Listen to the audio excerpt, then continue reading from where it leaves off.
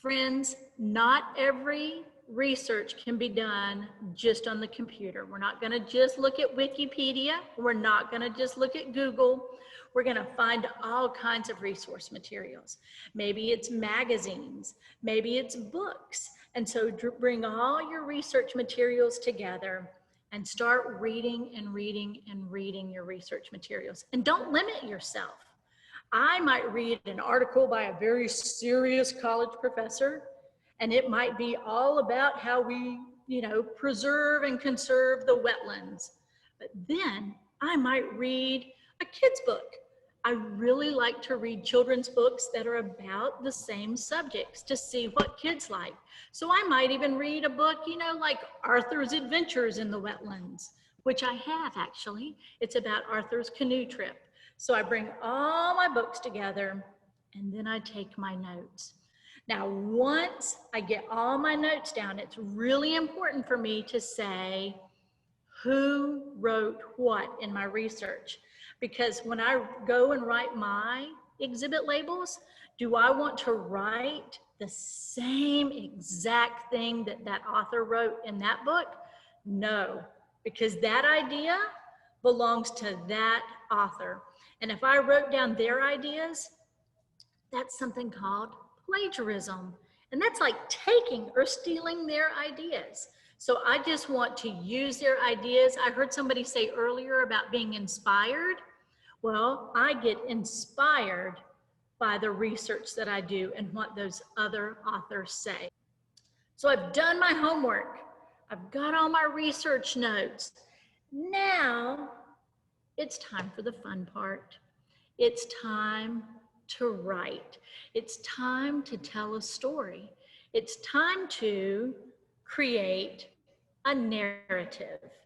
Now, what does narrative sound like? Does that sound like narrator? Like somebody who's in a movie? Well, that's exactly what we do. We have a narrative. When I read a book, and I don't know about you, but when I read a book, I hear the voices of the characters in the book. I can hear the author telling me that story. And so I want you to hear my voice when you come through the museum. I want you to hear that narrative. Now, when we write for a museum, we have an extra bonus because unlike a book where I sort of have to imagine what's going on, here in the museum, you can see it. You can see artifacts. You can see animals, specimens. You can see paintings. I have all kinds of visual aids, so I have things that you can touch. When you go into a museum, sometimes they let you press buttons or they let you move things and interact with the exhibits. Well, I have that. I have my really cool part here in this exhibit is I have bird calls. So not only do you just have words, but you have all the things that support your story here. It's time to write the exhibit. And that's tough in museums because you've seen some books where they've had great, huge chapters. I think about Harry Potter. I know Miss Grice, she loves Harry Potter, but those are gigantic books. I don't have the luxury of being, oh, I see Harry Potter, there he is. I don't have the luxury of being able to write hundreds and hundreds and thousands of words in the museum. I have to get my thought across and my point across in 150 words. And that's not a lot of words. So I have to make sure that my words count. When I mean that, I mean I can't have a lot of filler words. I can't use words like very or really or truly. I just have to get to the point. And so no filler words. I have to make really wise word choices and make them meaningful, and so the filler words don't get in the way. So rule number one, pick my words wisely. What else is important is how you structure your sentences. And maybe Miss Grice has talked to you about this a little bit. But when I write here in the museum, I don't just use sentences that begin with the subject and have the verb. So I don't want it to say, can I use you, Miss Grice, as an example? Okay. So I wouldn't just say, Miss Grice went to the river. Miss Grice got in the canoe. Miss Grice paddled the canoe. How about on her adventure to the river, I said, Miss Grice prepared for an adventure on the river, selecting a bright red, shiny canoe. She stepped gently into the wobbly vessel. Once settled, she dipped her paddle into the cool, dark water and with a light splash, pushed herself off the shore onto the unknown. Does that sound like more of a fun adventure than Miss Grice got in the canoe? I hope so.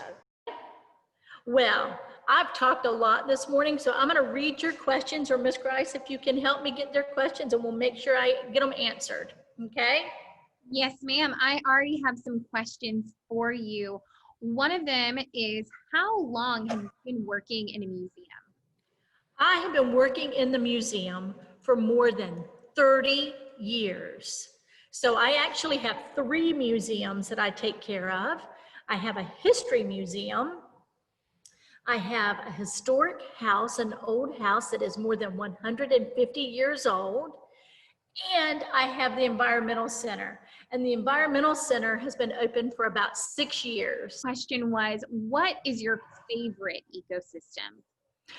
Oh, so my favorite ecosystem is a wetlands. I have traveled to, I've seen rainforest, and I've been to the beach, and I've been to mountains and desert, but a wetlands is so rich. The trees are super tall, and trees are super important to a wetlands because they hold the water there. And that water in the wetlands is what kind of is a filter for the water that goes out to the ocean. And it goes to the estuary. And the estuary is my second favorite ecosystem because the estuary is where all the baby birds and fish and shellfish are born. It's sort of like nursery school in the estuary. What's your most valuable piece in your museum? Oh, the most valuable piece in the museum. Well, sometimes value in the museum isn't about money, but how much we can learn from it. And by far, the coolest thing that we have in our museum, which is very rare, and there's not another one like it around, is in my history museum, I have a Native American canoe that is almost 40 feet long, and it weighs 2,000 pounds. And it was made by the first peoples who lived here 800 years ago. So if you have no other questions, let's go ahead and give a big thank you to Miss Grice. Let's go ahead and give a big thank you to Miss Grice. Thank you. Thank you. Thank you. Thank you. I have a question. Thank you. I have a question. All right. Well, Miss Grice, thank you so much for coming. I will see you all later today.